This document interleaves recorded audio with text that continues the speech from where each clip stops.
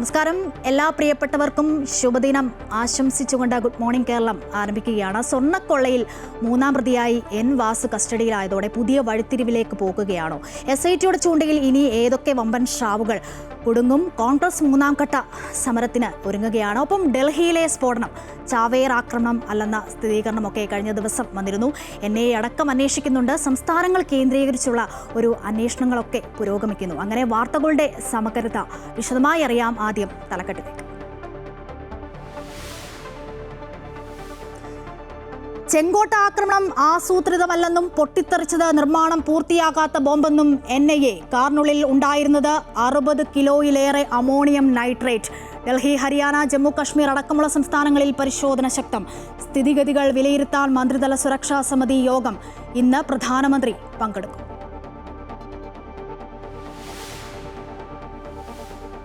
ശബരിമല സ്വർണ്ണക്കൊള്ളയിൽ അന്വേഷണം കൂടുതൽ ഉന്നതരിലേക്ക്. ദേവസ്വം മുൻ പ്രസിഡന്റ് എൻ വാസുവിന് പിന്നാലെ കൂടുതൽ അറസ്റ്റിന് സാധ്യത. റിമാൻഡിലുള്ള എൻ വാസുവിനെ ഉടൻ കസ്റ്റഡിയിൽ വാങ്ങാൻ അന്വേഷണ സംഘം. A. പത്മകുമാറിനെ ഉടൻ ചോദ്യം ചെയ്യുമെന്ന് സൂചന. ദേവസ്വം മന്ത്രിയുടെ രാജി ആവശ്യപ്പെട്ട് കോൺഗ്രസിന്റെ സെക്രട്ടേറിയറ്റ് മാർച്ച് ഇന്ന്.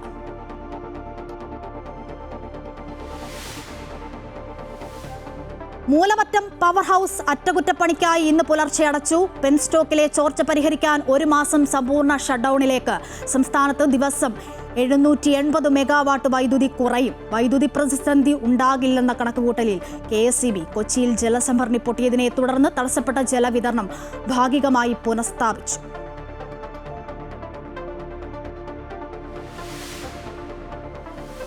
തദ്ദേശ തെരഞ്ഞെടുപ്പിൽ സ്ഥാനാർത്ഥി നിർണയം പൂർത്തീകരിക്കാൻ തിരക്കിട്ട് മുന്നണികൾ. സ്വതന്ത്ര സ്ഥാനാർത്ഥികൾ, മുന്നണികൾക്ക് തലവേദന. കൊച്ചി, കോഴിക്കോട് കോർപ്പറേഷനുകളിലെ ഇടത് സ്ഥാനാർത്ഥി പ്രഖ്യാപനം ഇന്ന്. ആലപ്പുഴയിൽ BJP സ്ഥാനാർത്ഥി പട്ടികയും ഇന്ന് പ്രഖ്യാപിക്കും. കണ്ണൂർ കോർപ്പറേഷനിലെ പട്ടികയിൽ UDF-ൽ തർക്കം. പാലക്കാട് കോൺഗ്രസിലും BJP-യിലും തർക്കം. ബീഹാറിൽ വോട്ടെണ്ണൽ മറ്റന്നാൾ. NDAക്ക് ഭരണ തുടർച്ച പ്രവചിച്ച് എക്സിറ്റ് പോൾ ഫലങ്ങൾ. എക്സിറ്റ് പോളിൽ കാര്യമില്ലെന്നും ജയം ഉറപ്പെന്നും RJD. കൂടുതൽ ഫലങ്ങൾ ഇന്ന് പുറത്തു വന്നേക്കും.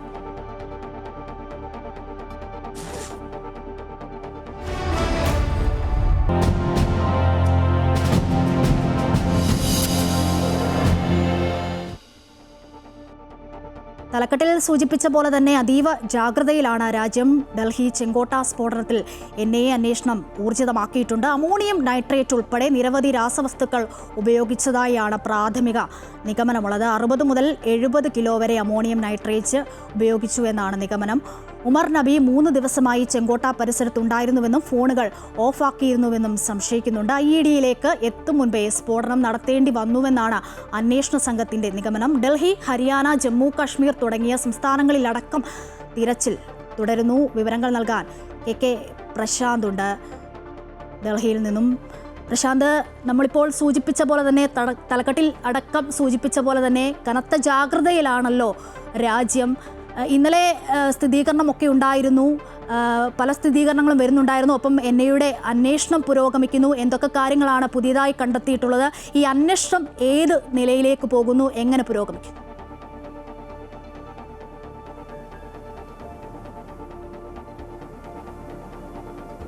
Aswathy, good morning. ഏതായാലും ഈ അന്വേഷണത്തിന്റെ പ്രാഥമിക ഘട്ടം കടന്നു എന്ന് തന്നെ നമുക്ക് പറയേണ്ടി വരും. പ്രത്യേകിച്ച് IED അല്ല ഈ ബ്ലാസ്റ്റിന്, ഈ സ്ഫോടനത്തിന് ഉപയോഗിച്ചത് എന്നുള്ളതാണ് ഇത് ഇപ്പോഴുള്ള നിലവിലുള്ള നിഗമനവും സ്ഥിരീകരണവും ഒക്കെ തന്നെ. അത് ഒരു പൂർണ്ണമായി ബോംബായി മാറിയിരുന്നില്ല എന്നുള്ളതാണ് നേരത്തെ ഉണ്ടായിരുന്നത്. അതായത് ഈ ഡോക്ടർമാരെ ഫരീദാബാദിൽ റെയ്ഡ് നടത്തുകയും ഡോക്ടർമാരെ പിടിക്കുകയും ചെയ്തതോടുകൂടി തന്നെയാണ് ഇത്തരത്തിൽ ഈ സ്ഫോടനം നടത്താൻ തീരുമാനിച്ച ഉമർ നബി പരിഭ്രാന്തനാവുകയും വളരെ പെട്ടെന്ന് ഇത്തരമൊരു നീക്കം കൂടുതൽ പദ്ധതികൾക്ക് നിൽക്കാതെ ഇത് കൊണ്ടുവന്ന് പൊട്ടിക്കുകയായിരുന്നു എന്ന തരത്തിൽ തന്നെയാണ് കാര്യങ്ങൾ നിൽക്കുന്നത്. അത് മാത്രമല്ല, ഇതൊരു ചാവേർ സംവിധാനത്തിലേക്ക് മാറിയിരുന്നില്ല എന്നുകൂടിയാണ് ഇപ്പോൾ വിലയിരുത്തപ്പെടുന്നത്. പ്രത്യേകിച്ച് അങ്ങനെയായിരുന്നെങ്കിൽ ഒരു പ്രത്യേക ലക്ഷ്യമുണ്ടായിരിക്കണം, അല്ലെങ്കിൽ ഏതെങ്കിലും ഒരു തരത്തിലുള്ള നീക്കങ്ങൾ ഉണ്ടായിരിക്കണം. പക്ഷേ ആ ഒരു തരത്തിന് മുൻപേ തന്നെ ഇത് ഒരു സ്ഫോടനത്തിലേക്ക് മാറി എന്ന് തന്നെയാണ് വിലയിരുത്തപ്പെടുന്നത്. അതിനൊരു പ്രധാനപ്പെട്ട കാര്യം എന്ന് പറയുന്നത്, നേരത്തെ സൂചിപ്പിച്ച പോലെ തന്നെ ഇത്തരത്തിലൊരു റെയ്ഡ് വരുന്നു, വലിയ രീതിയിൽ ഇതുമായി ബന്ധപ്പെട്ട സ്ഫോടക വസ്തുക്കൾ പിടിച്ചെടുക്കുന്നു എന്നുള്ളതാണ്. ഇതിലൊരു പ്രധാനപ്പെട്ട കാര്യം, ഈ ഫരീദാബാദിൽ പിടിച്ചെടുത്ത പിടിച്ചെടുത്ത അതേ രാസവസ്തുക്കൾ തന്നെയാണ് പ്രധാനമായും ഈ ഡൽഹിയിൽ ഉപയോഗിച്ചത് എന്ന കാര്യത്തിൽ ഒരു നിഗമനത്തിലേക്ക് കൃത്യമായി നമുക്ക് എത്താൻ കഴിയും. കാരണം 60 മുതൽ 70-80 കിലോ വരെ അമോണിയം നൈട്രേറ്റിന്റെ സാന്നിധ്യമാണ് ഈ സ്ഫോടനത്തിലുള്ളതെന്നാണ് വ്യക്തമാക്കുന്നത്. സാധാരണഗതിയിൽ ഒരു IED സ്ഫോടനത്തിലേക്ക് വരുമ്പോൾ സ്വാഭാവികമായും ഇതിന്റെ ഒരു ആദ്യഘട്ടം കഴിഞ്ഞ് മുന്നോട്ട് പോകുമ്പോൾ ഇതുമായി ബന്ധപ്പെട്ട്, അതായത് സ്ഫോടനം ഉണ്ടായാൽ വലിയ തരത്തിലുള്ള അപകടങ്ങളിലേക്ക് പോകുന്ന കൂടുതൽ വസ്തുക്കൾ അതിൽ ഉപയോഗിക്കും. പക്ഷേ അത്തരത്തിലൊരു സാഹചര്യത്തിലേക്ക് വന്നിരുന്നില്ല എന്നുള്ളതാണ് പ്രധാനപ്പെട്ട കാര്യം. അമോണിയം നൈട്രേറ്റും ഫ്യൂവലും മാത്രം ചേർത്തുകൊണ്ടുള്ള ഒരു സ്ഫോടനം മാത്രമാണ് ഡൽഹിയിൽ ഉണ്ടായത്. അതുകൊണ്ടാണ് അത്രയധികം വലിയ തരത്തിലുള്ള ഒരു ആഘാതം ഉണ്ടാകാതിരുന്നത് എന്ന് തന്നെയാണ് വിലയിരുത്തപ്പെടുന്നത്. അതും മാത്രമല്ല, ഒരു പ്രധാനപ്പെട്ട കാര്യം, ഉമർ നബി 3 ദിവസമായി റെഡ് ഫോർട്ട് പരിസരത്ത് ഉണ്ടായിരുന്നു എന്നുള്ളതാണ്. അതായത് ഈ ഫരീദാബാദിൽ ആ റെയ്ഡ് നടന്നില്ലായിരുന്നുവെങ്കിൽ, ഇത്രയധികം ആളുകളെയും അമോണിയം നൈട്രേറ്റും കണ്ടെത്തിയില്ലായിരുന്നുവെങ്കിൽ ഒരുപക്ഷെ ഇതാകുമായിരുന്നില്ല സ്ഥിതി എന്നുള്ളതാണ് എടുത്തു പറയേണ്ടത്. അതായത് രഹസ്യാന്വേഷണ വിഭാഗത്തിന്റെ കൃത്യമായ നീക്കം ഇതുമായി ബന്ധപ്പെട്ട് ഉണ്ടായിരുന്നു എന്നുള്ള ജമ്മു കാശ്മീർ പോലീസാണ് ഇക്കാര്യത്തിൽ ഏറ്റവും നിർണായക പങ്ക് വഹിച്ചത്. കാരണം കഴിഞ്ഞ 1.5 മാസത്തോളമായി വിവിധ സംസ്ഥാനങ്ങൾ, പ്രത്യേകിച്ച് ഹരിയാന, അതുപോലെ തന്നെ ഉത്തർപ്രദേശ്, ഡൽഹിയുടെ വിവിധ ഭാഗങ്ങൾ, ഇവിടെയെല്ലാം തന്നെ കൃത്യമായി ജമ്മു കാശ്മീർ പോലീസിന്റെയും ATSന്റെയും സാന്നിധ്യം ഉണ്ടായിരുന്നു. അവരാണ് ഇത് സംബന്ധിച്ച കാര്യങ്ങൾ നീക്കിയത്. മാത്രമല്ല, ഇതുമായി ബന്ധപ്പെട്ട ചില ജെയ്ഷ് ഇ മുഹമ്മദിന്റെ ചില തീവ്രവാദ ബന്ധമുള്ള ആളുകൾ തന്നെയാണ് ഇതിന് ആസൂത്രണം ചെയ്ത് നൽകിയത് എന്നുള്ളത് പ്രധാനപ്പെട്ട കാര്യം. പെഹൽഗാമിന് ശേഷം ഇത്തരം നീക്കങ്ങൾ നടക്കുന്നുവെന്ന വിവരമുണ്ടായിരുന്നു. അതിന്റെ അടിസ്ഥാനത്തിൽ ലഭിച്ച വിവരത്തിന്റെ അടിസ്ഥാനത്തിൽ തന്നെയാണ് ഇത്തരം നീക്കമുണ്ടായത്.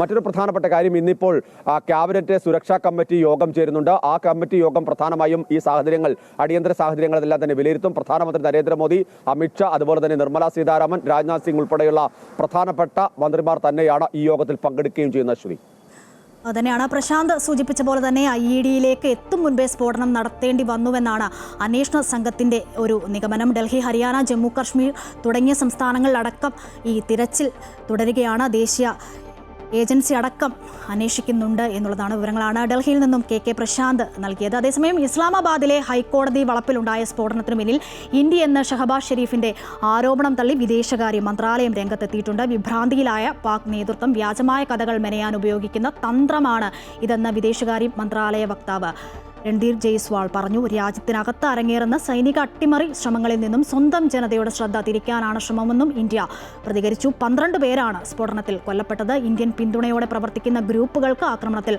പങ്കുണ്ടെന്നായിരുന്നു ഷഹബാസ് ഷെരീഫ് ആരോപിച്ചത്. യാഥാർത്ഥ്യം അന്താരാഷ്ട്ര സമൂഹത്തിന് നന്നായി അറിയാമെന്നും പാകിസ്ഥാന്റെ നിരാശാജനകമായ തന്ത്രങ്ങളിൽ അവർ വീഴില്ലെന്നും വിദേശകാര്യ വക്താവ് ചൂണ്ടിക്കാട്ടുന്നു.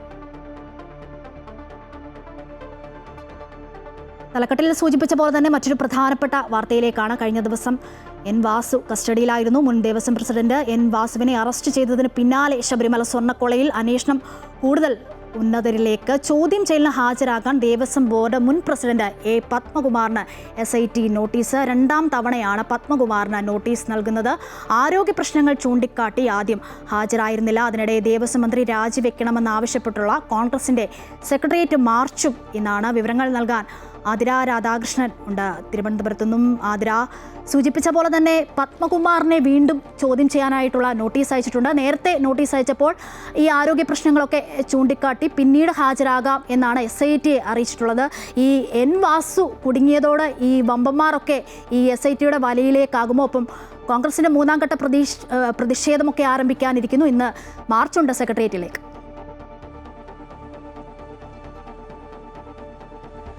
അശ്വതി, ഈ ശബരിമല സ്വർണ്ണക്കൊള്ളയിൽ ഉന്നതരിലേക്ക് അന്വേഷണം എത്തുന്നില്ല എന്നൊരു ആരോപണം ഉള്ള ഒരു സാഹചര്യത്തിലാണ് N. വാസുവിനെ ഇന്നലെ പ്രത്യേക അന്വേഷണ സംഘം അറസ്റ്റ് ചെയ്യുന്നത്.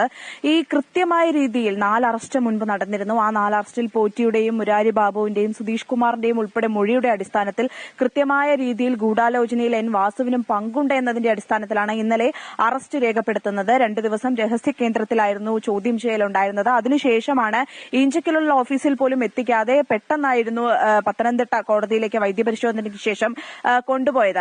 അതിന് പിന്നാലെ ഓരോ ഉന്നതരിലേക്കും ഈ അന്വേഷണ സംഘം എത്തുകയാണ്. ഏതായാലും മുൻ ദേവസ്വം പ്രസിഡന്റായിട്ടുള്ള A. പത്മകുമാറിന് ചോദ്യം ചെയ്യലിന് നോട്ടീസ് നൽകിയെന്നുള്ളതാണ് നിലവിൽ ലഭിക്കുന്ന സൂചന. പ്രത്യേക അന്വേഷണ സംഘം ചോദ്യം ചെയ്യലിന് നോട്ടീസ് നൽകിയിട്ടുണ്ട്. ഇത് 2ാം തവണയാണ് A. പത്മകുമാറിന് പ്രത്യേക അന്വേഷണ സംഘം നോട്ടീസ് നൽകുന്നത്. ആദ്യഘട്ടത്തിൽ ഈ ആരോഗ്യ പ്രശ്നങ്ങളൊക്കെ തന്നെ ചൂണ്ടിക്കാട്ടി A. പത്മകുമാർ ചോദ്യം ചെയ്യലിന് ഹാജരായിരുന്നില്ല. അതിന് പിന്നാലെയാണ് ആണ് ഇപ്പോൾ വീണ്ടും ഈ ചോദ്യം ചെയ്യലിനായിട്ട് നോട്ടീസ് നൽകിയിരിക്കുന്നത്. ഈ എൻ വാസുവിന് പിന്നാലെ എ പത്മകുമാറിനും ഇത്തരത്തിൽ ചോദ്യം ചെയ്യലിനായിട്ട് നോട്ടീസ് നൽകുമ്പോൾ ഒരു പക്ഷേ ഈ ചോദ്യം ചെയ്യലിന് ശേഷം എ പത്മകുമാറിന്റെ അറസ്റ്റിലേക്കൊക്കെ തന്നെ കടക്കാനുള്ള ഒരു സാധ്യതയും മുന്നിൽ കാണുന്നുണ്ട്. എൻ വാസുവിനെയും ഇതുപോലെ ആദ്യഘട്ടത്തിൽ ചോദ്യം ചെയ്ത് വിട്ടയച്ചിരുന്നു.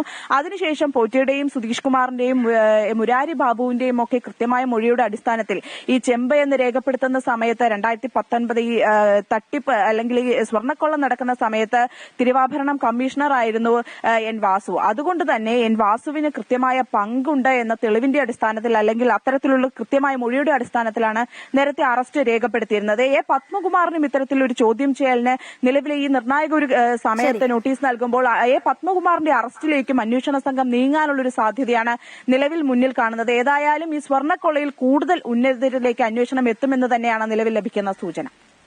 അതുതന്നെയാണ് സ്വർണ്ണക്കൊള്ള അന്വേഷണം കൂടുതൽ ഉന്നതരിലേക്ക് എത്തും എന്ന് തന്നെയാണ് മനസ്സിലാക്കാൻ സാധിക്കുന്നത്. അതുതന്നെയാണ് ആതിരയും റിപ്പോർട്ട് ചെയ്യുന്നത്. എ പത്മകുമാറിനെ ചോദ്യം ചെയ്യാൻ ഒരുങ്ങുകയാണ് SIT. വിവരങ്ങളാണ് ആതിര രാധാകൃഷ്ണൻ നൽകിയത്. അറ്റകുറ്റപ്പണിയുടെ ഭാഗമായി ഇടുക്കി മൂലമറ്റം പവർ ഹൗസ് അടച്ചു. 1 മാസത്തേക്കാണ് പ്രവർത്തനം നിർത്തിയത്. ജനറേറ്ററുകളിലെ അറ്റകുറ്റപ്പണി തുടങ്ങിയിട്ടുണ്ട്. ഇന്നലെ നടന്ന മന്ത്രിതല യോഗത്തിലാണ് പവർ ഹൗസ് അടയ്ക്കാൻ തീരുമാനമായത്. പുലർച്ചെ 4 മണിയോടെ വൈദ്യുതി നിലയത്തിന്റെ പ്രവർത്തനം നിർത്തിയിട്ടുണ്ട്. ജലവിതരണത്തിന് ബദൽ സംവിധാനങ്ങൾ ഒരുക്കി മൂലമറ്റം പവർ ഹൗസിന്റെ പ്രവർത്തനം നിർത്തിയതോടെ സംസ്ഥാനത്ത് പീക്ക് സമയത്ത് 600 മെഗാവാട്ട് വൈദ്യുതിയുടെ കുറവുണ്ടാകും. വൈദ്യുതി നിലയത്തിലെ ബട്ടർഫ്ലൈ വാൾവിനുള്ളിലെ ചോർച്ച പരിഹരിക്കാനും പ്രധാന 2 ലൈറ്റ് വാൽവുകളുടെ അറ്റകുറ്റപ്പണികൾക്കുമായാണ് നിലയം അടച്ചിട്ടത്. എന്നാൽ സംസ്ഥാനത്ത് കടുത്ത വൈദ്യുതി പ്രതിസന്ധി ഉണ്ടാകില്ല എന്നാണ് KSEBയുടെ വിശദീകരണം. ജൂലൈയിൽ അധികമായി ഉൽപ്പാദിപ്പിച്ച വൈദ്യുതി പഞ്ചാബ്, മധ്യപ്രദേശ്, ഡൽഹി എന്നീ സംസ്ഥാനങ്ങൾക്ക് കൈമാറിയിരുന്നു. ഈ മാസം 5% അധിക വൈദ്യുതി സഹിതം തിരിച്ചു കിട്ടുമെന്നും KSEB അധികൃതർ വ്യക്തമാക്കുന്നുണ്ട്. ജൂലൈയിൽ അറ്റകുറ്റപ്പണി നടത്താൻ പദ്ധതിയിട്ടിരുന്നുവെങ്കിലും കനത്ത മഴ വന്നതോടെ മാറ്റിവെക്കുകയായിരുന്നു.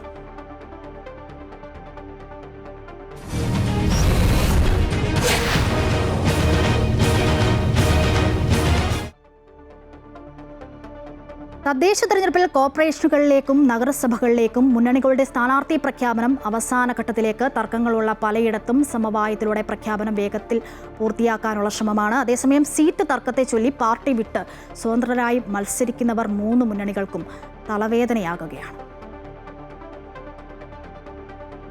വിവരങ്ങളുമായി അൺഫിലിറ്റ് ചേരുന്നു. അൺഫിലിറ്റ്, അരയും തലയും കെട്ടി മുന്നണികൾ ഇറങ്ങിയിട്ടുണ്ട്. പ്രചാരണത്തിലാണ്, കടുത്ത പ്രചാരണത്തിലാണ്. അപ്പോഴും ഈ സ്വതന്ത്രരായി മത്സരിക്കുന്നവർ ഉണ്ട്, നിരവധി പേരുണ്ട്. ഈ സീറ്റ് തർക്കത്തെ ചൊല്ലിയൊക്കെ പാർട്ടിയിൽ നിന്നും വിട്ടുപോയവർ കൂടിയാണ്. ഇത് മുന്നണികൾക്കൊരു തലവേദനയാകുമോ? ഒപ്പം PV അൻവറിൻ്റെ കാര്യത്തിലൊക്കെ ഒരു സ്ഥിരത വരാനുണ്ട്. നമുക്കറിയാം നിലമ്പൂരിലെ വിഷയമൊക്കെയുണ്ട്. അൻവർ ഫാക്ട് ഇവിടെയും പ്രതിഫലിക്കുമോ എന്നുള്ളതാണ് നോക്കിക്കാണുന്നത്. അശ്വതി, ഏറെക്കുറെ ഇന്നും നാളെയുമായി മുന്നണികൾ മുഴുവൻ കോർപ്പറേഷനുകളിലും മുനിസിപ്പാലിറ്റികളിലുമൊക്കെ ജില്ലാ പഞ്ചായത്തിലുമൊക്കെ സ്ഥാനാർത്ഥി നിർണയം പൂർത്തിയാക്കാനാണ് തിടുക്കത്തിലാണ് ചർച്ചകൾ നടത്തുന്നത്. അതായത് ഈ UDFന്റെ സ്ഥാനാർത്ഥികളെ തിരുവനന്തപുരത്ത് ആദ്യമായി പ്രഖ്യാപിച്ചു. പക്ഷെ അതേസമയം മറ്റു പലയിടത്തും കോൺഗ്രസിന്റെ സ്ഥാനാർത്ഥികൾ വലിയ രീതിയിൽ തർക്കം നിലനിൽക്കുകയാണ്. അതായത് പാലക്കാട് വലിയ രീതിയിൽ, പാലക്കാട് മുനിസിപ്പാലിറ്റിയിലെ UDFന്റെ സ്ഥാനാർത്ഥികളെ ചൊല്ലി വലിയ രീതിയിൽ തർക്കം നടക്കുന്നുണ്ട്. അതോടൊപ്പം തന്നെയും കോഴിക്കോടും സ്ഥാനാർത്ഥി നിർണയത്തെ ചൊല്ലി തർക്കം നടക്കുന്നുണ്ട്. ഈ സ്ഥാനാർത്ഥികളുടെ കാര്യത്തിലെ തർക്കം മാറ്റി നിർത്തിയാൽ അതിവേഗത്തിൽ തന്നെ പ്രഖ്യാപനം നടത്താൻ തന്നെയാണ് UDFന്റെ തീരുമാനം.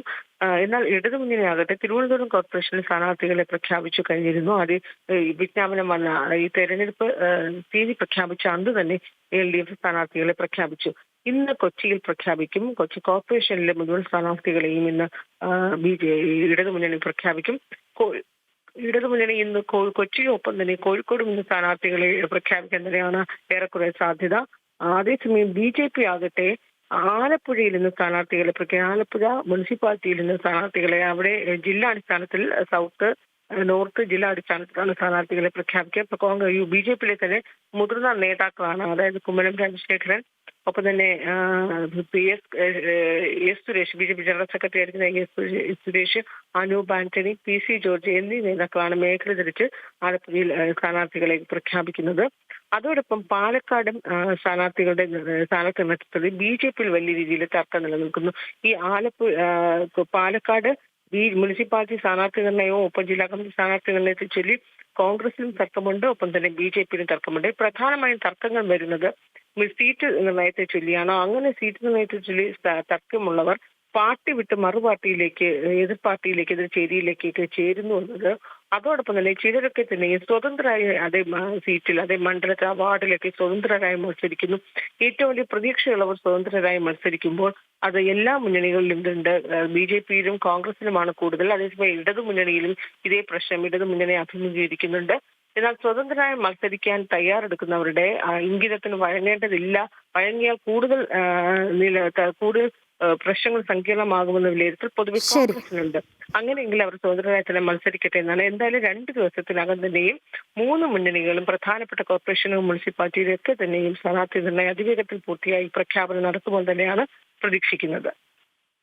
അതുതന്നെയാണ്. എന്തായാലും ആവേശത്തിലാണ് 3 മുന്നണികളും. തദ്ദേശ തെരഞ്ഞെടുപ്പിൽ കോർപ്പറേഷനുകളിലെയും നഗരസഭകളിലെയും മുന്നണികളുടെ സ്ഥാനാർത്ഥി പ്രഖ്യാപനം അവസാന ഘട്ടത്തിലേക്ക് കടക്കുകയാണ്. തർക്കങ്ങളുള്ള പലയിടത്തും സമവായത്തിലൂടെ പ്രഖ്യാപനം വേഗത്തിൽ പൂർത്തിയാക്കാനുള്ള ശ്രമങ്ങളും അവിടെ തുടരുന്നു. വിവരങ്ങളാണ് അൺഫിലിറ്റ് നൽകിയത്. അതേസമയം കോട്ടയത്ത് ജില്ലാ പഞ്ചായത്തിലേക്കുള്ള LDF സ്ഥാനാർത്ഥികളെ നാളെ പ്രഖ്യാപിക്കും. Kerala Congress M 10, CPM 9, CPI 4 എന്നിങ്ങനെയാണ് സീറ്റ് വിഭജനം. ഒരു സീറ്റിൽ സ്വതന്ത്ര ചിഹ്നത്തിൽ മത്സരിക്കാൻ കേരള കോൺഗ്രസ് നേതൃത്വത്തോട് CPM നിർദ്ദേശിച്ചിട്ടുണ്ട്.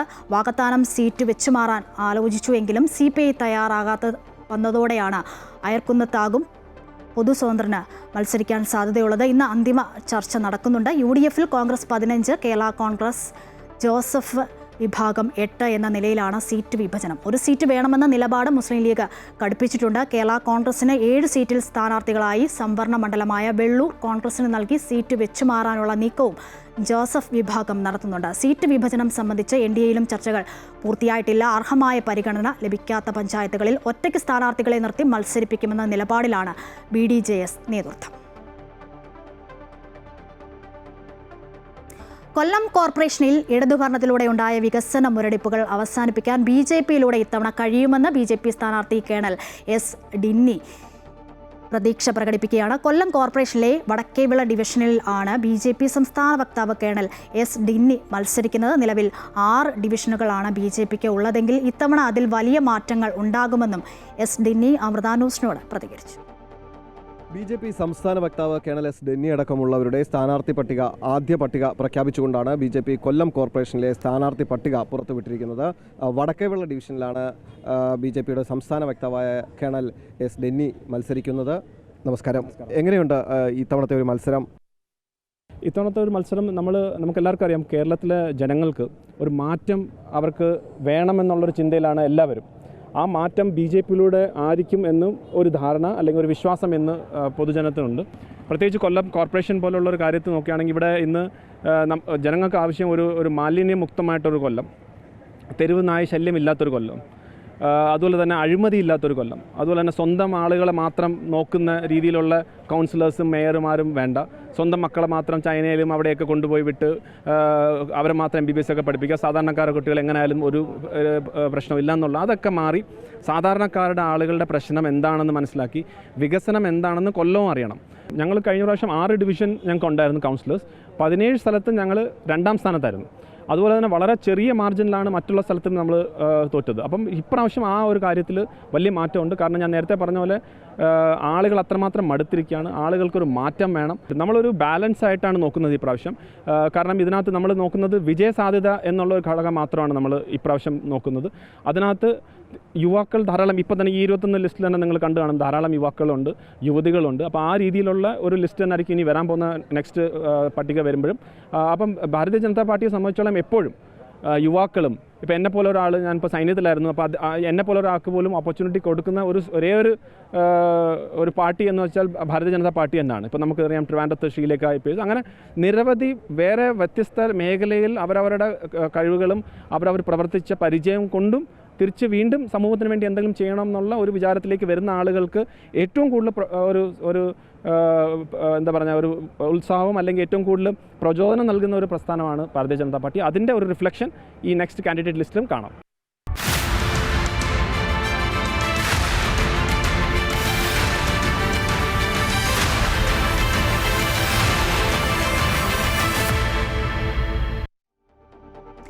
ഉരുൾപൊട്ടൽ ദുരന്തത്തിൽ ഒരു ഗ്രാമം തന്നെ ഭൂപടത്തിൽ നിന്നും മാഞ്ഞപ്പോൾ ഓർമ്മയാകുന്നത് മുണ്ടക്കൈ എന്ന വാർഡും നാടിനെ കണ്ണീരിലാഴ്ത്തി കടന്നുപോയവരുമാണ്. തദ്ദേശ തെരഞ്ഞെടുപ്പിൽ മേപ്പാടി പഞ്ചായത്തിലെ 11ാം വാർഡായ മുണ്ടക്കൈയിലെ അവശേഷിക്കുന്ന വോട്ടർമാരെ ചൂരൽമല വാർഡിൽ ഉൾപ്പെടുത്തി പുനർനിർണയം നടത്തിയപ്പോൾ ജനഹിതത്തിന് വേദിയായ വെള്ളാർമല സ്കൂളിലെ പോളിംഗ് സ്റ്റേഷനും സ്മാരകമായി നിലകൊള്ളുന്നു. ആ റിപ്പോർട്ടൊന്ന് കണ്ടുവരാം. സംസ്ഥാനം തെരഞ്ഞെടുപ്പ് ചൂടിലേക്ക് പോകുമ്പോൾ ഭൂപടത്തിൽ നിന്നും അപ്രത്യക്ഷമായ ഒരു വാർഡുണ്ട്, മുണ്ടക്കൈ.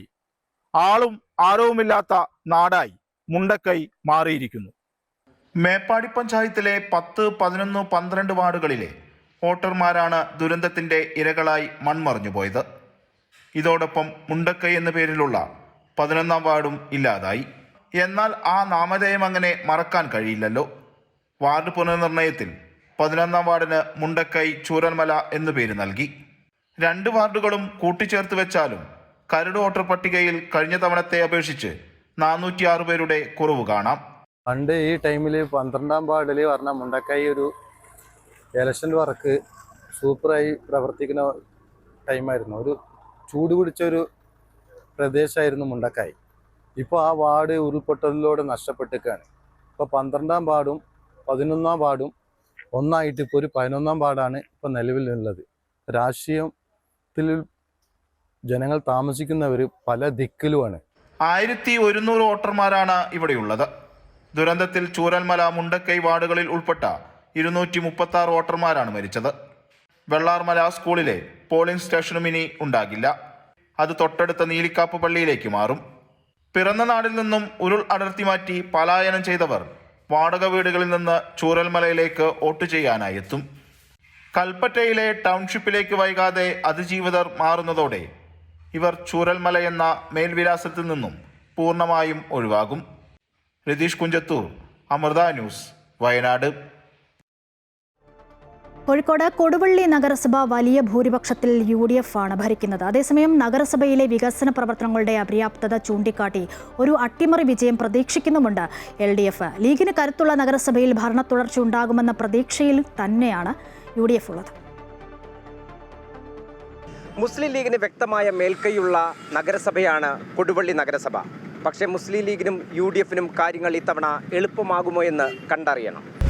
ഇവിടുത്തെ മുനിസിപ്പാലിറ്റി 3-4 വ്യക്തിക്ക് വേണ്ടി ഈ ഒരു നാടിന്റെ വികസനം മുരടിപ്പിക്കുകയാണ്. ഇവിടെ LDFന് കിട്ടുകയാണെങ്കിൽ എന്തായി കിട്ടുകയും പിന്നോട്ടാണ് പ്രവർത്തനമൊക്കെ. വികസനങ്ങൾ നമ്മൾ കൊണ്ടുവരുന്നില്ല. ചിലപ്പോൾ കേരളത്തിൽ ഇങ്ങനെ ഒരു മുനിസിപ്പാലിറ്റി ഉണ്ടാവില്ല. ഒന്ന് മൂത്രം ഒഴിക്കാൻ വരെ ഒരു ബാത്റൂം ഇല്ലാത്ത ഒരു ഏക മുനിസിപ്പാലിറ്റി ഉണ്ടായി കൊടുവള്ളി തോന്നും. ഇവിടെ എന്താ പ്രവർത്തന നഗരസഭ നടത്തുന്നത്? ഒന്നുമില്ല, വെറുതെ ഒരു വട്ടം വെച്ച് കളിക്കുന്നതല്ല, വേറൊന്നും ഇല്ല. 2015 കൊടുവള്ളി നഗരസഭ രൂപീകരിക്കുന്നത്. 19 സീറ്റുമായി UDF അന്ന് ഭരിച്ചപ്പോൾ 17 സീറ്റുമായി ശക്തമായ പ്രതിപക്ഷമായി LDF രംഗത്തുണ്ടായിരുന്നു. മുസ്ലിം ലീഗിലെ അന്തഛിദ്രങ്ങളും കാരാട്ട് റസാക്ക് ലീഗ് വിട്ടതും ഉൾപ്പെടെയുള്ള വിഷയങ്ങളാണ് 2015 UDFന്റെ വലിയ ഭൂരിപക്ഷം ഇല്ലാതാക്കിയത്. 2020 ചിത്രം പൂർണ്ണമായും ലീഗിന് അനുകൂലമായി. ആകെ 36 കൗൺസിലർമാരിൽ 25 UDF നേടിയപ്പോൾ 11 LDF ചുരുങ്ങി. 19 സീറ്റാണ് ലീഗ് നേടിയത്. 5 കോൺഗ്രസും 1 സീറ്റ് വെൽഫെയർ പാർട്ടിക്കും ജയിക്കാനായി.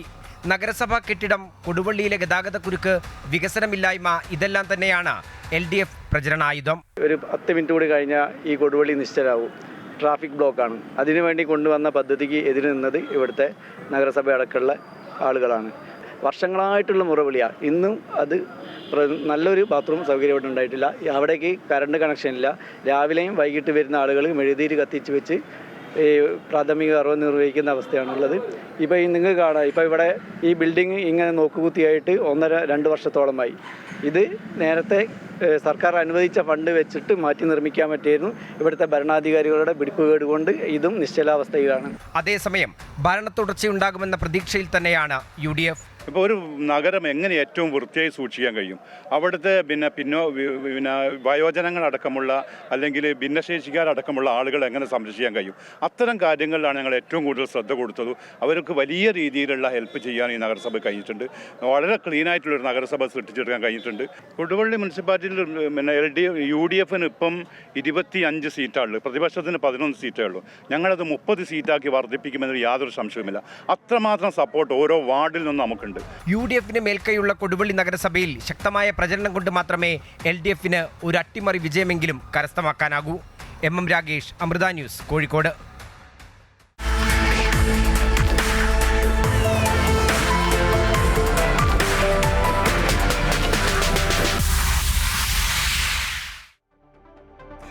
ബീഹാറിൽ എക്സിറ്റ് പോൾ ഫലങ്ങൾ ഇന്നലെ വരികയുണ്ടായി.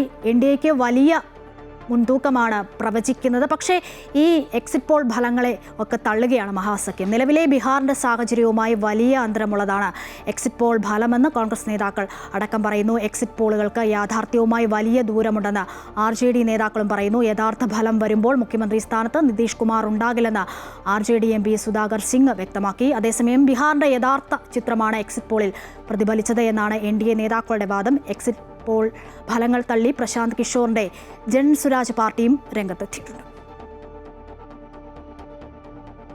തിരുവനന്തപുരം SIT ആശുപത്രിയിലെ ചികിത്സാ പിഴവ് ആരോപണത്തിൽ 4-അംഗ അന്വേഷണ സമിതി നാളെ ആശുപത്രി അധികൃതരുടെ മൊഴി രേഖപ്പെടുത്തും. പ്രസവാനന്തരമുണ്ടായ അണുബാധയെ തുടർന്നാണ് SIT ആശുപത്രിയിൽ ചികിത്സയിലിരിക്കെ കരിക്കം സ്വദേശി ശിവപ്രിയ മരിച്ചത്. ചികിത്സിച്ച ഡോക്ടർമാർ, നഴ്സിംഗ് ജീവനക്കാർ, ശിവപ്രിയയുടെ ഭർത്താവ് മനു എന്നിവരുടെ മൊഴിയാണ് രേഖപ്പെടുത്തുക. കേസ് ഷീറ്റും രേഖകളും പരിശോധിക്കും. ആലപ്പുഴ ഗവൺമെന്റ് മെഡിക്കൽ കോളേജിലെ ഗൈനക്കോളജി വിഭാഗം മേധാവി ഡോക്ടർ സംഗീതയാണ് വിദഗ്ധ സമിതിയുടെ അധ്യക്ഷ.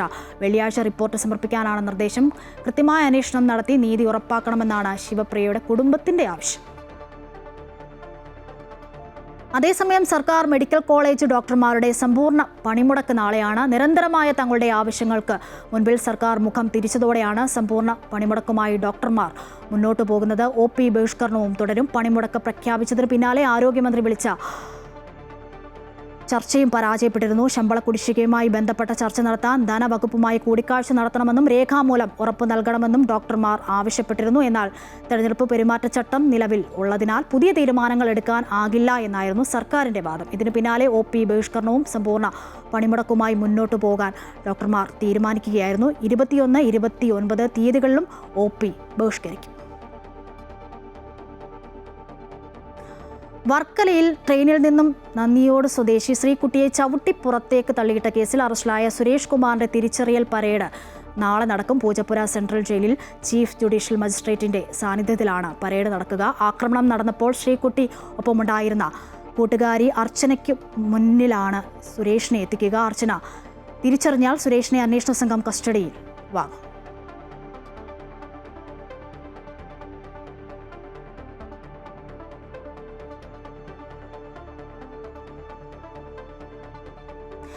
കോഴിക്കോട് താമരശ്ശേരി ഫ്രഷ് കട്ട് അറവ് മാലിന്യ സംസ്കരണ പ്ലാന്റ് അനിശ്ചിതകാലത്തേക്ക് അടച്ചിട്ടില്ലെങ്കിൽ സമരം പുതിയ തലത്തിലേക്ക് വ്യാപിപ്പിക്കും.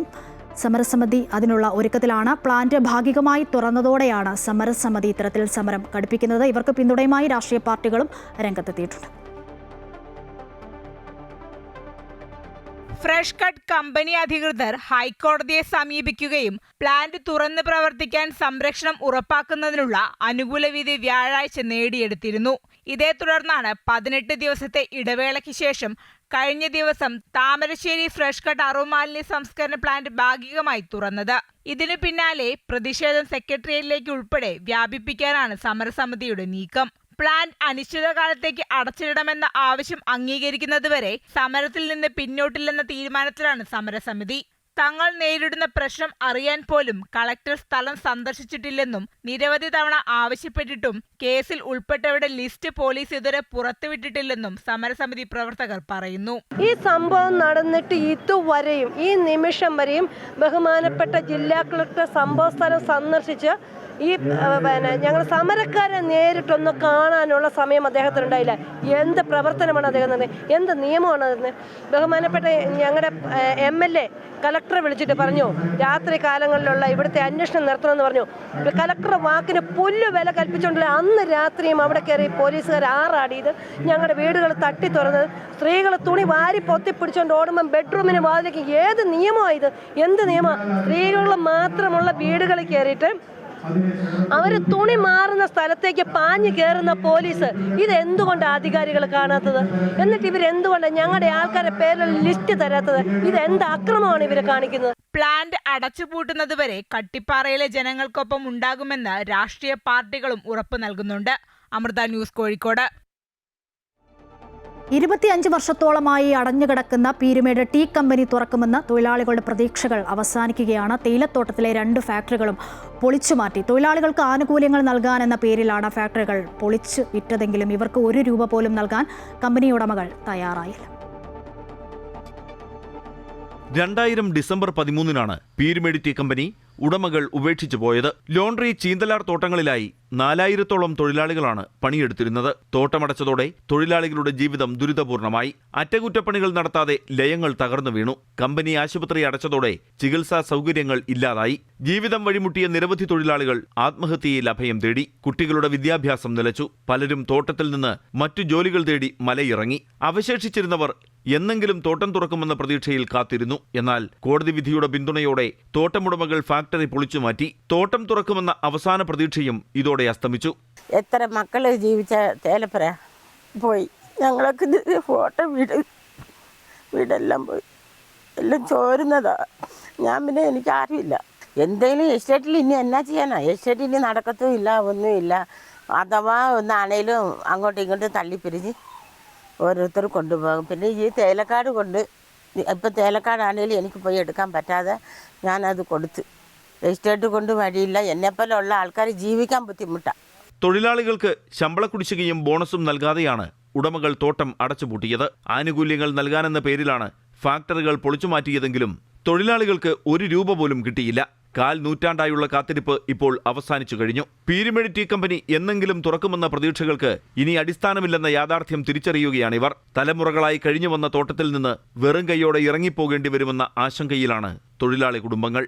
MC Boban, Amrita news, Idukki. എറണാകുളം തമ്മനത്ത് തകർന്ന ജല അതോറിറ്റിയുടെ കുടിവെള്ള ടാങ്കിന്റെ അറ്റകുറ്റപ്പണികൾ പൂർത്തിയായി. കുടിവെള്ള വിതരണം പുനഃസ്ഥാപിച്ചു. ഇന്നലെ രാത്രിയോടെയാണ് അറ്റകുറ്റപ്പണികൾ പൂർത്തിയായത്. വിവരങ്ങൾ കൊച്ചിയിൽ നിന്നും കിരൺ നൽകും. കിരൺ, ഈ അറ്റകുറ്റപ്പണികളെല്ലാം തന്നെ പൂർത്തിയായിട്ടുണ്ടോ? കുടിവെള്ള വിതരണം ആരംഭിച്ചു എന്നാണ് മനസ്സിലാക്കാൻ കഴിയുന്നത്.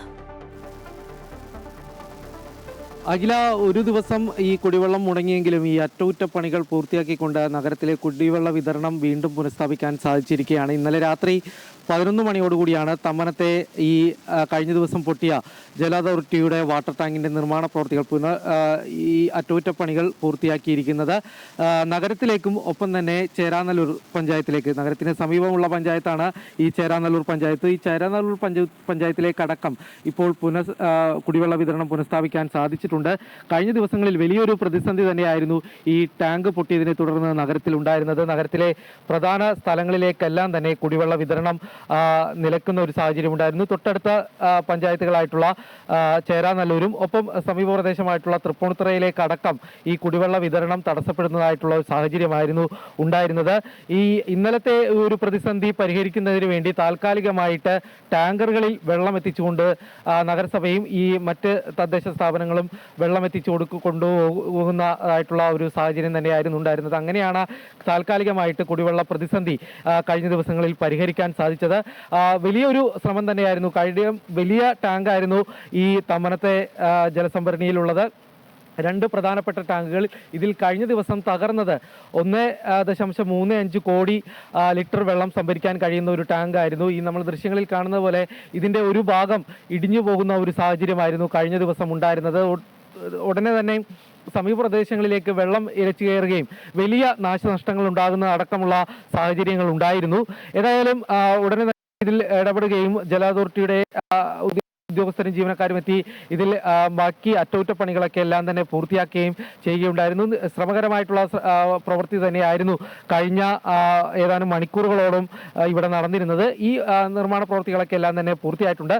ഇന്നലെ രാത്രി 11 മണിയോടുകൂടി തന്നെ ഈ അറ്റകുറ്റപ്പണികൾ പൂർത്തിയാക്കാൻ സാധിക്കുകയും പിന്നീട് ഈ കുടിവെള്ള വിതരണം പുനഃസ്ഥാപിക്കാനും സാധിച്ചിട്ടുണ്ട്. അഖില, ശരി, വിവരങ്ങളാണ് കൊച്ചിയിൽ നിന്നും കിരൺ നൽകിയത്. നന്മയുടെ ഒരു വാർത്തയിലേക്കാണ് ഗുഡ് മോർണിംഗ് കേരളം ഇനി പോകുന്നത്. പാലായിൽ വാഹനാപകടത്തിൽ പരിക്കുപറ്റി ചികിത്സയിലിരിക്കെ മരിച്ച റോസമ്മ ഉലഹന്നാൻ ഇനി 5 പേരിലൂടെ ജീവിക്കും. അപകടത്തെ തുടർന്ന് മസ്തിഷ്ക മരണം സംഭവിച്ച റോസമ്മയുടെ വൃക്കകൾ, കരൾ, 2 നേത്രപടലങ്ങൾ എന്നിവ ദാനം ചെയ്തു. അതേസമയം അപകടമുണ്ടാക്കിയ കാർ ഉടമ ഇപ്പോഴും ഒളിവിലാണ്. നവംബർ 5 രാത്രി 10:30 പാലാ മിനി സിവിൽ സ്റ്റേഷന് സമീപത്തുണ്ടായ വാഹനാപകടത്തിലാണ് റോസമ്മയ്ക്ക് ഗുരുതരമായി പരിക്ക് പറ്റിയത്. ജോലി കഴിഞ്ഞ് ഭർത്താവിനോടൊപ്പം ഓട്ടോറിക്ഷയിൽ വീട്ടിലേക്ക് തിരിച്ചു പോകുന്നതിനിടെയായിരുന്നു അപകടം. സാധനങ്ങൾ വാങ്ങിക്കുന്നതിനായി കടയ്ക്ക് മുന്നിൽ ഓട്ടോറിക്ഷ നിർത്തി ഉലഹന്നാൻ പുറത്തിറങ്ങിയതിന് പിന്നാലെ പിന്നിൽ നിന്നും അമിതവേഗത്തിൽ വന്ന കാർ ഓട്ടോറിക്ഷയിൽ ഇടിക്കുകയായിരുന്നു. ഓട്ടോറിക്ഷയിൽ നിന്നും തെറിച്ച് റോഡിൽ വീണ റോസമ്മയുടെ മേലേക്ക് ഓട്ടോറിക്ഷ മറിഞ്ഞു വീഴുകയും ചെയ്തു. ഗുരുതരമായി പരിക്കേറ്റ റോസമ്മയെ കോട്ടയത്തെ സ്വകാര്യ ആശുപത്രിയിൽ പ്രവേശിപ്പിച്ചെങ്കിലും നവംബർ 11 മസ്തിഷ്ക മരണം സംഭവിച്ചു. ഇതേ തുടർന്നാണ് കുടുംബാംഗങ്ങൾ റോസമ്മയുടെ അവയവങ്ങൾ ദാനം ചെയ്യാൻ തീരുമാനിച്ചത്. റോസമ്മയുടെ ഒരു വൃക്ക കോട്ടയം മെഡിക്കൽ കോളേജിലേക്കും മറ്റൊന്ന് എറണാകുളം അമൃത ആശുപത്രിയിലേക്കും, കരൾ കോട്ടയം കാരിത്താസ് ആശുപത്രിയിലേക്കും, നേത്രപടലങ്ങൾ കോട്ടയം ചൈതന്യ കണ്ണാശുപത്രിയിലേക്കുമാണ് നൽകിയത്. തീവ്ര ദുഃഖത്തിലും അവയവങ്ങൾ ദാനം ചെയ്യാൻ സന്നദ്ധരായ ബന്ധുക്കളെ ആരോഗ്യമന്ത്രി വീണ ജോർജ് നന്ദി അറിയിച്ചു. അതേസമയം അമിതവേഗത്തിൽ കാറോടിച്ച് അപകടമുണ്ടാക്കിയ പാലാ സ്വദേശി ജോർജ് കുട്ടി ആനിത്തോട്ടം ഇപ്പോഴും ഒളിവിലാണ്. അപകടം നടന്നതിൻ്റെ പിറ്റേ ദിവസം കാറും ഡമ്മി ഡ്രൈവറെയും പോലീസ് സ്റ്റേഷനിൽ എത്തിച്ച ശേഷം രക്ഷപ്പെട്ട ഇയാൾക്കായി പോലീസിൻ്റെ അന്വേഷണം തുടരുകയാണ്. അമൃത ന്യൂസ്, കോട്ടയം. പ്രശസ്ത നാഗരാജ ക്ഷേത്രമായ മണ്ണാർശാല ശ്രീ നാഗരാജ ക്ഷേത്രത്തിലെ ആയില്യം മഹോത്സവം ഇന്ന് നടക്കുകയാണ്. രാവിലെ 10 മുതൽ മണ്ണാർശാല UP സ്കൂൾ അങ്കണത്തിൽ മഹാപ്രസാദമൂട്ടുണ്ടാകും.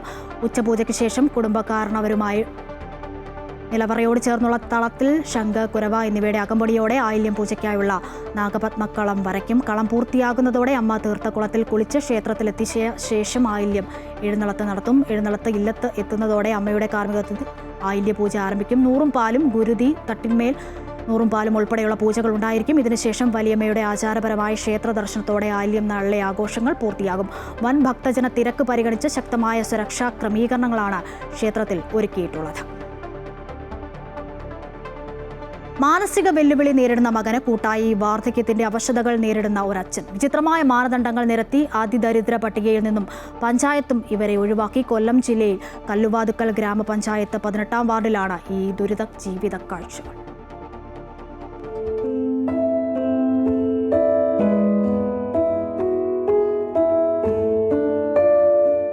സമീപവാസിയായ അനിൽകുമാർ വിവരമറിയിച്ചതോടെ ഈ ദുരിത ജീവിതം പുറം ലോകത്തെ അറിയിക്കാൻ ഞങ്ങൾ ചെല്ലുമ്പോൾ വീടിനടുത്തുള്ള ഒരു പുരയിടത്തിൽ കൂലിപ്പണി ചെയ്യുകയായിരുന്നു വിജയമോഹനൻ പിള്ള. പണിയൊക്കെ കഴിഞ്ഞു വരുന്നതുവരെ ഞങ്ങൾ കാത്തുനിന്നു. പ്രായത്തിന്റെ അവശതകളിലും ജീവിതത്തിൽ ഒന്നിനു പിറകെ ഒന്നായി വന്നു ചേർന്ന ദുരന്തങ്ങളിലും തകർന്നുപോയ ഒരു വൃദ്ധരൂപം. അതായിരുന്നു ഒറ്റനോട്ടത്തിൽ വിജയമോഹനൻ പിള്ള എന്ന 62 വയസ്സുകാരൻ. പൊട്ടിപ്പൊളിഞ്ഞു വീണ, അടച്ചുറപ്പില്ലാത്ത, വീടെന്നു പറയാൻ പോലും കഴിയാത്ത ഇടത്ത് മകൻ അച്ഛനെ കാത്തിരിക്കുന്നു. നേരം ഒരുപാട് വൈകി. മാനസിക ബുദ്ധിമുട്ടുള്ള 38 വയസ്സായ മകനായി ഇനി ആഹാരമൊരുക്കണം.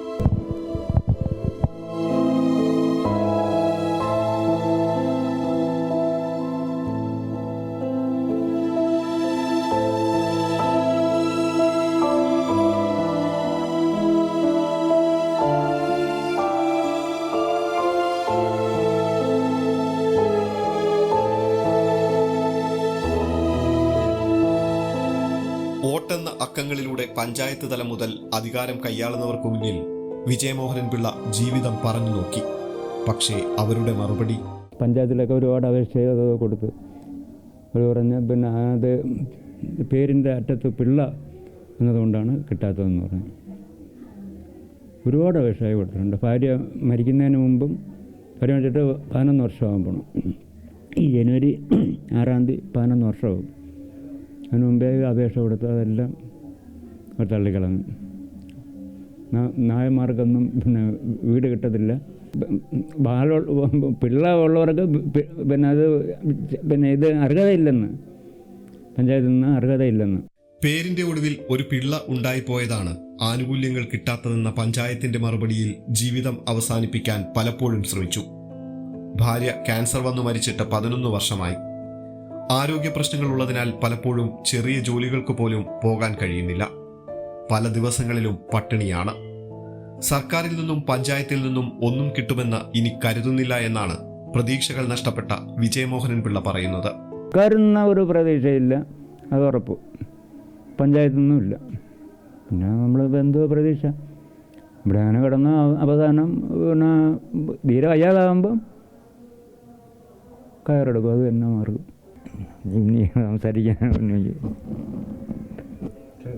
ഇതൊക്കെ കാണാതെയാണെങ്കിൽ അതിദരിദ്രമുക്ത കേരളം എന്ന സർക്കാരിന്റെ പ്രഖ്യാപനം എന്തിനു വേണ്ടിയായിരുന്നു?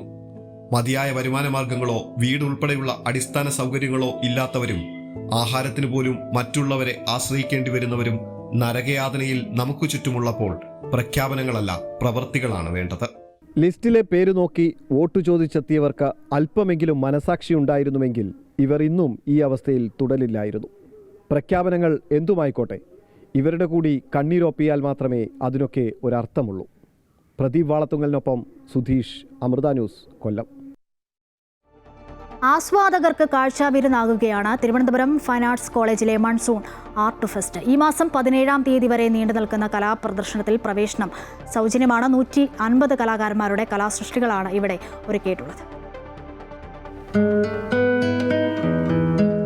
തിരുവനന്തപുരത്തെ ഫൈൻ ആർട്സ് കോളേജിൽ ഞങ്ങൾ എത്തിയത് മൺസൂൺ ആർട്ട് ഫെസ്റ്റ് കാണാനാണ്. എന്നാൽ അത് പല ഫ്രെയിമുകളിൽ നമ്മളെ തന്നെ തളച്ചിടുന്ന അവിസ്മരണീയമായ അനുഭവമായി മാറുമെന്ന് കരുതിയില്ല.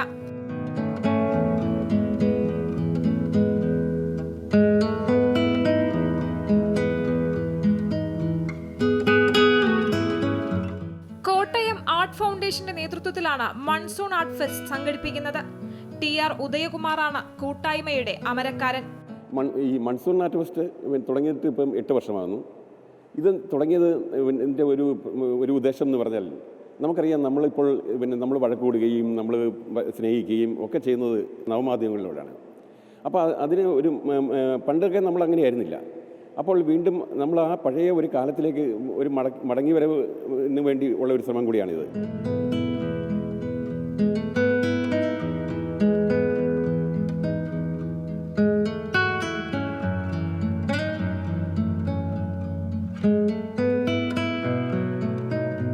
വിദ്യാർത്ഥികളുടെ കലാസൃഷ്ടികൾ അജീവിയൻ, പ്രദീപ് പുത്തൂർ, സക്കീർ ഹുസൈൻ, സജിത ശങ്കർ, നിജീന എന്നിങ്ങനെ വിവിധ കലാമേഖലകളിൽ പ്രാവീണ്യം തെളിയിച്ചവരടക്കം 150 കലാകാരന്മാരുടെ കലാസൃഷ്ടികൾ ഇവിടെയുണ്ട്. ഇവ കാണാനും ആസ്വദിക്കാനും അനേകം പേരാണ് എത്തുന്നത്. നമ്മൾ വർഷങ്ങളായിട്ട് ഈ എക്സിബിഷൻ കാണാൻ വരുന്ന കൂട്ടത്തിലാണ്. ഇവിടെ വർഷത്തിലൊരിക്കൽ നടക്കുന്ന എക്സിബിഷൻ അല്ലാത്ത സമയത്തും വരും. അപ്പോൾ ഇത് കണ്ടംപററി ആർട്ടിൻ്റെ ഏറ്റവും നല്ല പ്രദർശന കേന്ദ്രമാണിത്. അതായത് ഇപ്പോൾ Baroda school of arts college, ബറോഡയിലെ ആ സ്കൂൾ ഓഫ് ആർട്സ് കഴിഞ്ഞാൽ ഇന്ത്യയിലെ തന്നെ എണ്ണപ്പെട്ട ഫൈൻ ആർട്സ് സ്കൂളുകളിൽ ഒന്നാണ് തിരുവനന്തപുരത്തെ ഈ ഫൈൻ ആർട്സ് കോളേജ്. അപ്പോൾ ഇവിടുന്ന് പോയ ഒരുപാട് പേര് പ്രശസ്തരായ കലാകാരന്മാരായിട്ടുണ്ട്. അവരുടെ ഏറ്റവും പുതിയ രചനകളാണ് ഇവിടെ വരുന്നത്. ഓരോ സമയവും ഓരോ തവണയും നമ്മൾ വരുമ്പോഴത്തേക്കും അവരുടെ ഒരു പ്രതിഭയുടെ ഒരു മിന്നലാട്ടം ഈ രചനകളിലെല്ലാം കാണും. പേര് പോലെ തന്നെ അനുഭവങ്ങളുടെ കുത്തൊഴുക്ക് ഉള്ളിലുളവാക്കുന്ന അതിമനോഹരമായ ദൃശ്യാനുഭവമാണ് മൺസൂൺ ആർട്ട് ഗാലറി. വരകൾക്കിടയിൽ ദൃശ്യമാകുന്ന കഥകൾ, ഇൻസ്റ്റലേഷനുകളിൽ പ്രതിഫലിക്കുന്ന ജീവിത യാഥാർത്ഥ്യങ്ങൾ, അങ്ങനെ അനേകം അത്ഭുതങ്ങൾ നിങ്ങൾക്കായി ഇവിടെ കാത്തിരിപ്പുണ്ട്. ക്യാമറാമാൻ സുരേഷിനൊപ്പം ദേവിക ചന്ദ്രൻ, അമൃത ന്യൂസ്, തിരുവനന്തപുരം. ഇനിയൊരു അപകട വാർത്തയിലേക്കാണ്. തുർക്കി സൈന്യത്തിന്റെ ചരക്ക് വിമാനം തകർന്നു വീണു. സൈനികർ ഉൾപ്പെടെ 20 പേർ കൊല്ലപ്പെട്ടിരിക്കുകയാണ്. ജോർജിയ അസർബൈജാൻ അതിർത്തിക്ക് സമീപമാണ് വിമാനം തകർന്നു വീണതെന്ന് തുർക്കി പ്രതിരോധ മന്ത്രാലയം അറിയിച്ചു. അസർബൈജാനിൽ നിന്നും തുർക്കിയിലേക്ക് പുറപ്പെട്ട വിമാനം ജോർജിയൻ വ്യോമാതിർത്തി കടക്കുന്നതിന് പിന്നാലെ റഡാറുമായുള്ള ബന്ധം നഷ്ടമാവുകയായിരുന്നു. അപകടത്തെക്കുറിച്ചുള്ള അന്വേഷണം തുടരുകയാണെന്ന് തുർക്കി പ്രതിരോധ മന്ത്രാലയം അറിയിച്ചിട്ടുണ്ട്. വിമാനത്തിനകത്തുണ്ടായ സ്ഫോടനമാണ് കാരണമെന്നാണ് പ്രാഥമിക നിഗമനം. അട്ടിമറി ശ്രമമുണ്ടായെന്ന് അധികൃതർ പരിശോധിച്ചു വരുന്നു.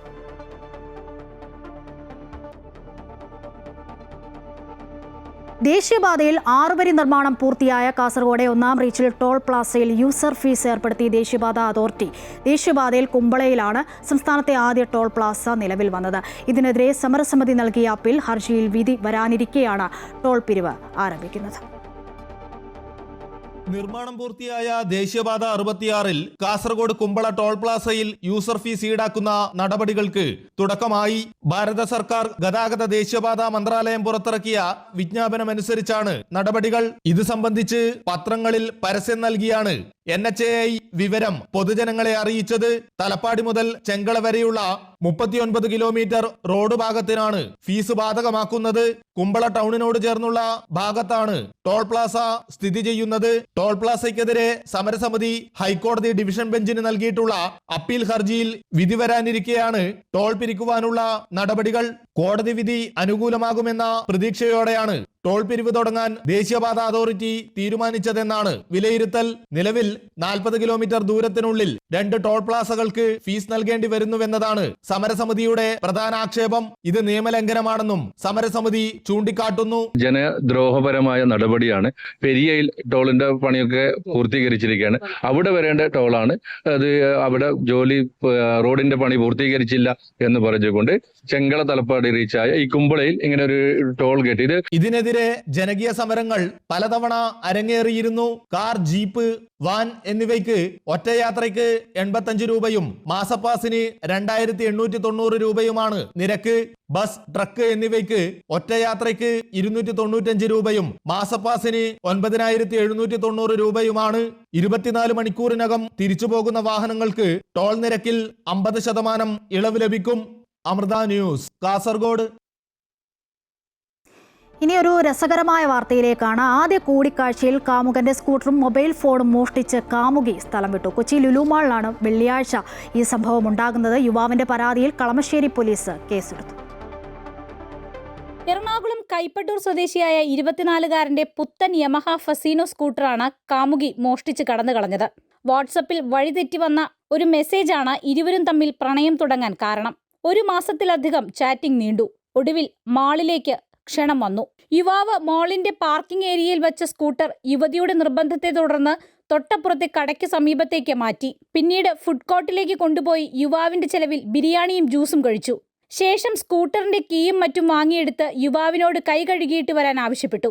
ഈ തക്കത്തിന് യുവതി സ്കൂട്ടറുമായി സ്ഥലം വിടുകയായിരുന്നു. 3 മാസം മുൻപ് വാങ്ങിയതാണ് സ്കൂട്ടർ. കൊച്ചിയിലെ ഒരു സ്ഥാപനത്തിലെ ജീവനക്കാരനാണ് യുവാവ്. സംഭവത്തിൽ കളമശ്ശേരി പോലീസ് കേസെടുത്തിട്ടുണ്ട്. അമൃത ന്യൂസ്, കൊച്ചി. കാസർഗോഡ് എരിക്കുളംപാറയിൽ നൂറ്റാണ്ടുകൾ പഴക്കമുള്ള ശിലാചിത്രം കണ്ടെത്തി. മരച്ചില്ലയിലേക്ക് പറന്നിറങ്ങിയ പരുന്തിന്റെ ചിത്രമാണ് ചെങ്കൽപ്പാറയിൽ കോറിയിട്ടിരിക്കുന്നത്. ബറോഡ സർവകലാശാലയിലെ പുരാവസ്തു വിദ്യാർത്ഥികൾ ഉൾപ്പെടെ സംഘം നടത്തിയ നിരീക്ഷണത്തിലാണ് ശിലാചിത്രം കണ്ടെത്തിയത്. ചരിത്ര പുസ്തകങ്ങളിൽ പരാമർശിക്കപ്പെടുന്ന മടിക്കൈ എരിക്കുളത്തെ ശിലാചിത്രമായ തോരണം അന്വേഷിച്ചെത്തിയ സംഘമാണ് പുൽമേടുകൾക്കിടയിൽ മൂർച്ചയുള്ള ആയുധം കൊണ്ട് നൂറ്റാണ്ടുകൾക്കപ്പുറം കോറിയിട്ടതായി കരുതുന്ന പരുന്തിന്റെയും പാമ്പിന്റെയും ശിലാചിത്രങ്ങൾ കണ്ടെത്തിയത്. ഇതിൽ പരുന്തിന്റെ ചിത്രം വളരെ വ്യക്തമായി കാണാൻ സാധിക്കുന്നു. വിശാലമായ പാറയിൽ ഇര തേടിയിറങ്ങിയ പരുന്തും ഇഴഞ്ഞു നീങ്ങുന്ന പാമ്പിനെയും കൊത്തിവച്ചതായി സൂക്ഷ്മമായി നടത്തിയ പരിശോധനയിലൂടെ കണ്ടെത്താൻ സാധിച്ചു. മരച്ചില്ലയിലേക്ക് പറന്നിറങ്ങി ഒരു കാൽ പുറത്തേക്ക് നീട്ടിയ പരുന്തിന്റെ ചിത്രമാണ് എരിക്കുളത്തെ ചെങ്കൽപ്പാറയിലുള്ളത്. ഇത് വിലപ്പെട്ട ചരിത്രശേഷിപ്പെന്ന് ഗവേഷകൻ കൂടിയായ ഡോക്ടർ നന്ദകുമാർ കോറോത്ത് പറഞ്ഞു. മുൻകാലങ്ങളിൽ ഇവിടെ വന്നിരിക്കുന്ന മനുഷ്യന്മാർ ചെലവഴിക്കുമ്പോൾ ഇവിടെ വന്നിറങ്ങുന്ന പരുന്തിനെയും പാമ്പിനെയും കണ്ടിട്ട് ആ രൂപം കൊത്തിയെടുത്തായിരിക്കുവാനാണ് സാധ്യത. അല്ല, മൂർച്ചയുള്ള ആയുധം കൊണ്ടാണ് കൊത്തിയുണ്ടാക്കിയവയാണ് ഈ രൂപങ്ങൾ. പിന്നെ ഈ പാറ വളരെയധികം ഹാർഡാണ്. അതുകൊണ്ട് നമുക്കറിയാം ഇവിടെ മാത്രമാണ് പുല്ല് വളരാത്തത്. ബാക്കിയെല്ലാം പുൽമേടാണുള്ളത്. ഈ ഒരു പ്രദേശം ഒഴിച്ച് ബാക്കി എല്ലായിടത്തും ചുറ്റുവട്ടത്തും പുല്ലുകളുണ്ടെങ്കിലും ഇവിടെ പുല്ലുമാറ വരാതിരിക്കാൻ വേണ്ടി അത്രമാത്രം ഹാർഡായ ഒരു പാറയിലാണ് ഇവർ ഈ വർക്ക് ചെയ്തിട്ടുള്ളത്. മഹാരാഷ്ട്രയിലെ രത്നഗിരി മുതൽ വയനാട് വരെയുള്ള ചെങ്കൽപ്പാറകളിൽ സമാന രീതിയിൽ പ്രാചീന മനുഷ്യർ വരച്ച ചിത്രങ്ങൾ കണ്ടെത്തിയിട്ടുണ്ട്. ഇത്തരം ശിലാചിത്രങ്ങൾക്ക് 2000 വർഷത്തിലധികം പഴക്കമുണ്ടെന്നാണ് പുരാവസ്തു ഗവേഷകരുടെ നിഗമനം. അമൃത ന്യൂസ്, കാസർഗോഡ്.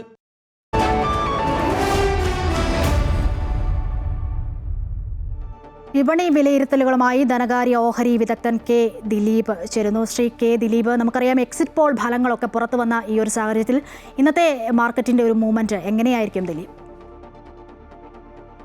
ഇന്നും നേട്ടത്തിൽ തന്നെയായിരിക്കും വ്യാപാരം തുടങ്ങുക. ആഗോള വിപണികളിൽ, പ്രത്യേകിച്ചും US വിപണികളിൽ വലിയ നേട്ടത്തിലാണ് ഇന്നലെ വ്യാപാരം അവസാനിപ്പിച്ചത്. US-ന്റെ ഷട്ട് ഡൗൺ പീരീഡ് അവസാനിപ്പിച്ചത് പുതിയ പ്രതീക്ഷ നൽകിയതോടുകൂടെ US വിപണിയിൽ അടുത്ത കാലത്തൊന്നും ഉണ്ടാകാത്ത തരത്തിലുള്ള ഒരു മുന്നേറ്റം പ്രകടമായി. ഇതോടെ US വിപണി ചരിത്രത്തിൽ ഏറ്റവും ഉയർന്ന നിലവാരത്തിലേക്ക് വീണ്ടും എത്തുകയും ചെയ്തു. ഇങ്ങനെ ഈ ഒരു ഘടകം നോക്കുകയാണെങ്കിൽ ഇന്ത്യൻ വിപണി ഇപ്പോഴും US വിപണിയുടെ നീക്കവുമായി ബന്ധപ്പെട്ടൊരു അന്തരം വളരെ കൂടുതൽ തന്നെയാണ്. ഇപ്പോഴും നമ്മുടെ വിപണിയിൽ വലിയ ഒരു തരത്തിലുള്ള റെക്കോർഡ് നിലവാരത്തിലേക്ക് എത്താൻ ഇപ്പോഴും കഴിഞ്ഞിട്ടില്ല. മറിച്ച് US വിപണി ഇപ്പോഴും വളരെ വലിയ ഒരു അന്തരത്തിൽ ഉയർന്ന നിലവാരത്തിൽ ഇപ്പോഴും വ്യാപാരം നടക്കുകയാണ്. നിലവിലെ സാഹചര്യത്തിൽ ഇവിടെയും വലിയ നേട്ടത്തിൽ വ്യാപാരം തുടങ്ങുമെന്ന് തന്നെയാണ് കരുതുന്നത്. വലിയ തോതിലുള്ള കയറ്റിറക്കങ്ങൾ വിപണിയിൽ പ്രതീക്ഷിക്കുകയും വേണം. വിദേശ നിക്ഷേപ സ്ഥാപനങ്ങളുടെ നിലപാടുകളും വിപണിയെ സ്വാധീനിച്ചേക്കാം. എന്നാൽ ഇന്നലെ കാര്യമായ വിൽപ്പന വിദേശ നിക്ഷേപ സ്ഥാപനങ്ങളുടെ ഭാഗത്തുനിന്നും ഉണ്ടായിട്ടില്ല. മാത്രമല്ല ആഭ്യന്തര നിക്ഷേപ സ്ഥാപനങ്ങൾ വലിയ തോതിൽ വിപണിയിൽ ഇടപെടുകയും ചെയ്തു. 26,000 എന്ന നിലവാരമാണ് വിപണി മുൻനിര സൂചിയായി നിഫ്റ്റി പ്രതീക്ഷിക്കുന്നത്. ആ ഒരു നിലവാരത്തിലേക്ക് എത്തിക്കുമെന്ന് തന്നെയാണ് കരുതുന്നത്. 25,800 എന്ന നിലവാരത്തിന് മുകളിൽ നിലനിന്ന് വ്യാപാരം നടന്നാൽ തന്നെ മുന്നോട്ട് നീങ്ങാനുള്ള സാധ്യത കൂടുതലാണ്. ഇന്നലെ വലിയ തോതിലുള്ള കയറ്റങ്ങൾ പ്രകടമായിരുന്നെങ്കിലും അവസാന മണിക്കൂറുണ്ടായിട്ടൊരു നിക്ഷേപ താല്പര്യമാണ് വിപണിയെ നേട്ടത്തിലേക്ക് എത്തിച്ചത്. ഈ ഒരു രീതി കാണിക്കുന്നത് വരും ദിവസങ്ങളിൽ നിക്ഷേപ താല്പര്യം തുറന്നേക്കുമെന്ന് തന്നെയാണ്. എന്തായാലും ഇന്നും നേട്ടത്തിൽ തന്നെയായിരിക്കും വ്യാപാരം തുടങ്ങുക. ഒന്നുമല്ലാതിരുന്ന ഒരു ക്രിക്കറ്റ് ടീം 1996 എല്ലാവരെയും ഞെട്ടിച്ചുകൊണ്ട് അവർ ലോക ചാമ്പ്യന്മാരാകുന്നു. പറഞ്ഞു വരുന്നത് ശ്രീലങ്കൻ ടീമിനെ കുറിച്ചായിരുന്നു. എന്തായിരുന്നു ആ വിജയ രഹസ്യം? അറിയാം. ഗെയിം ചേഞ്ചർ എന്ന സെഗ്മെന്റിലൂടെ പ്രശസ്ത ക്രിക്കറ്റ് കമന്ററേറ്ററും സ്പോർട്സ് ബ്രോഡ്കാസ്റ്റും കോളമിസ്റ്റും മോട്ടിവേഷണൽ സ്പീക്കറും മൃദംഗ വിദ്വാനുമായ ശ്രീദത്ത് എസ് പിള്ള സംസാരിക്കും.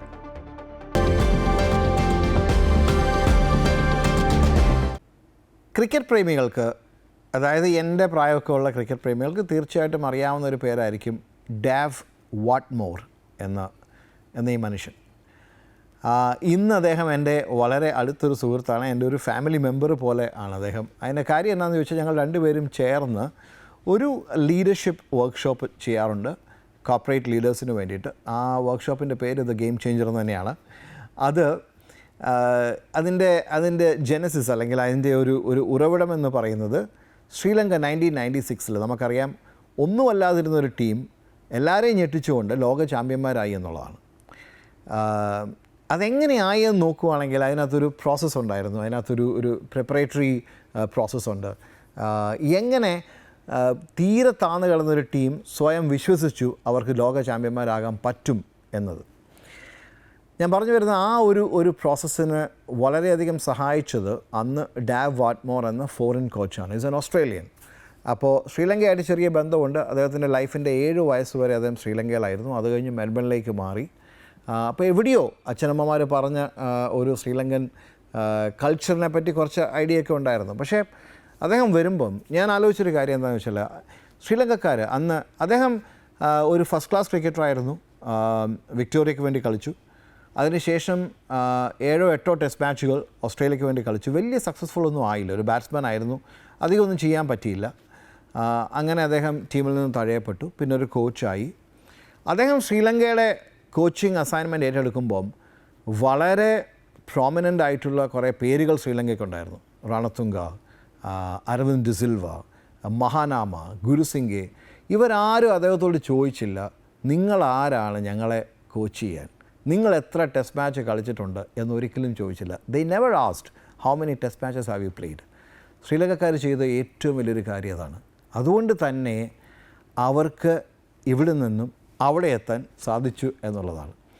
ദ പോയിൻ്റ് ഈസ് നമുക്ക് പലപ്പോഴും ആൾക്കാർ നമുക്ക് ഈ കുറേ എക്സ്പീരിയൻസ് ആയി കഴിയുമ്പം അത് ഏത് ഫീൽഡും ആയിക്കോട്ടെ, നിങ്ങൾ ടീച്ചറായാലും ശരി, അല്ലെങ്കിൽ ഒരു ജേർണലിസ്റ്റ് ആയാലും ശരി, അല്ലെങ്കിൽ ഒരു ചാർട്ടേഡ് അക്കൗണ്ടൻ്റ് ആയാലും ശരി, അല്ലെങ്കിൽ ഒരു ഡ്രൈവർ ആയാലും ശരി, ഞാൻ ഇത്ര വർഷമായിട്ട് ഇത് ചെയ്യുക, എന്നെ പഠിപ്പിക്കാൻ വരണ്ട എന്നൊരു ആറ്റിറ്റ്യൂഡ് നമുക്ക് പലർക്കും ഉണ്ട് അല്ലേ.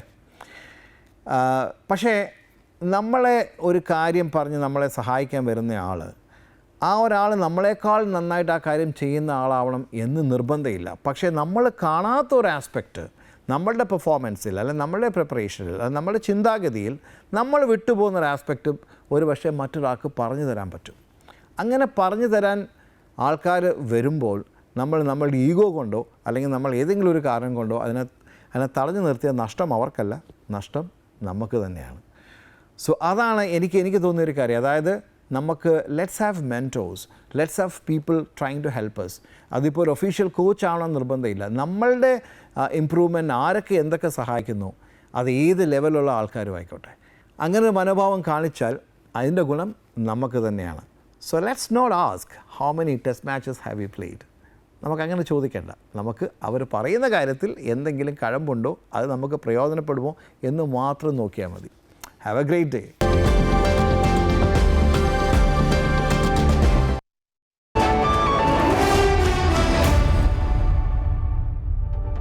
കായിക വാർത്തയിലേക്കാണ്. ഇന്ത്യ ദക്ഷിണാഫ്രിക്ക ടെസ്റ്റ് മത്സരം മറ്റന്നാൾ മുതൽ ഈഡൻ ഗാർഡനിൽ നടക്കും. ഇരു ടീമുകളും പരിശീലനം തുടങ്ങിയിട്ടുണ്ട്. ക്യാപ്റ്റൻ ശുഭ്മാൻ ഗില്ലിന്റെ നേതൃത്വത്തിലുള്ള ഇന്ത്യൻ ബാറ്റിംഗ് നിര ശക്തമാണ്. അതേസമയം ബൗളിംഗിൽ ദക്ഷിണാഫ്രിക്കയ്ക്കാണ് മുൻതൂക്കം. ആദ്യ ദിനങ്ങൾ പിച്ച് പേസർമാരെ പിന്തുണയ്ക്കും. പരിക്ക് ഭേദമായി എത്തിയ പേസർ കഗീസോ റബാദയിലാണ് ദക്ഷിണാഫ്രിക്കയുടെ പ്രതീക്ഷ. അവസാന ദിനങ്ങൾ സ്പിന്നിങ്ങിന് അനുകൂലമാകുമെന്നാണ് പ്രതീക്ഷയിൽ ഇന്ത്യൻ സ്പിന്നർമാരായ രവീന്ദ്ര ജഡേജയും വാഷിംഗ്ടൺ സുന്ദറും. രണ്ടാം ടെസ്റ്റ് 22-ന് ഗുവാഹത്തിയിൽ നടക്കും. ഗുഡ് മോർണിംഗ് കേരളം പൂർണ്ണമാകുന്നു. വാർത്തകൾ അവസാനിക്കുന്നില്ല. കൂടുതൽ വാർത്തകൾക്കായി അമൃത ന്യൂസിന്റെ യൂട്യൂബ് ചാനൽ സന്ദർശിക്കുക. നമസ്കാരം.